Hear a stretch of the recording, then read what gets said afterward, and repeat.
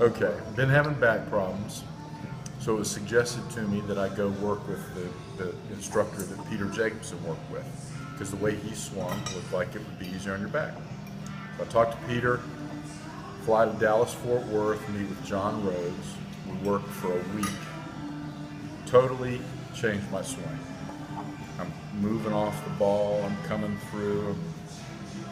The last thing he says to me before I leave to go to New Orleans is, if it's not windy, I think you'll be okay.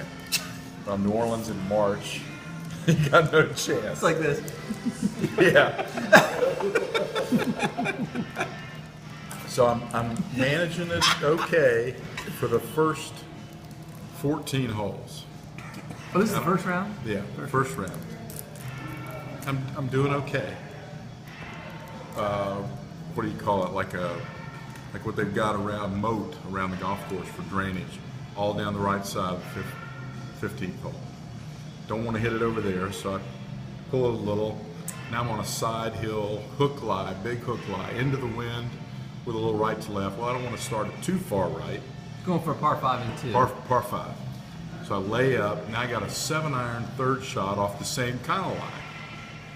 I hit it, don't see it splash, get up there, and it's about this far in front of not pilings, but planks.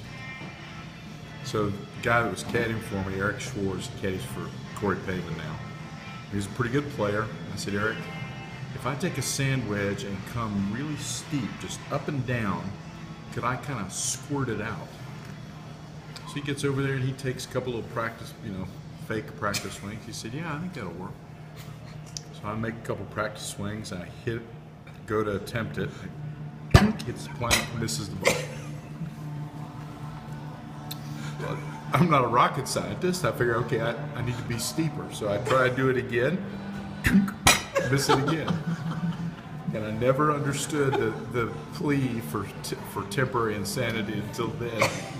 I took the sand wedge, I turned it upside down, and I'm going to hit it in the water. I hit it, it hits the plank and moves over here. So now I'm pretty ticked. So I get ready to hit it a little bit thin. There's a little lump up here. I don't know if it was a sod seam or what, but it hit that seam and bounced backwards over my club into the water.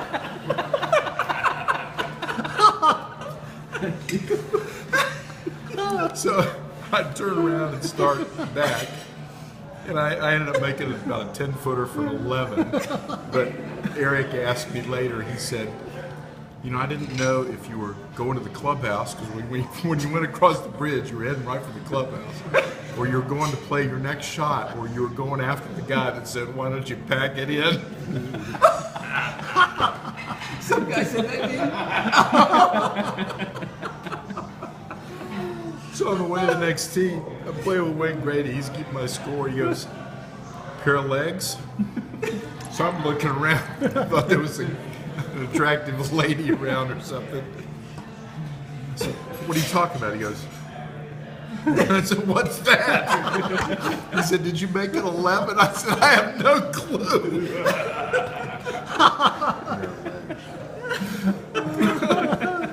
So then you stand like the amateur.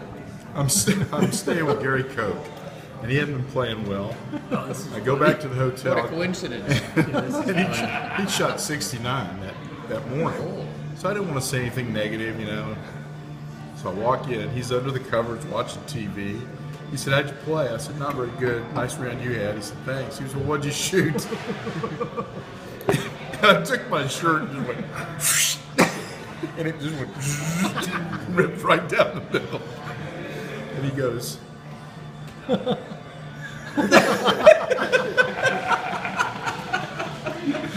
you can see was his eyes.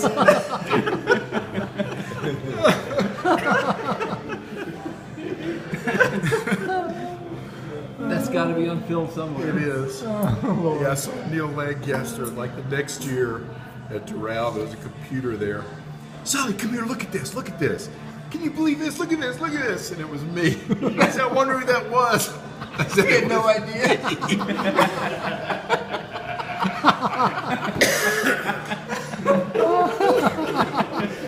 You can imagine Neil. Look at this. Oh.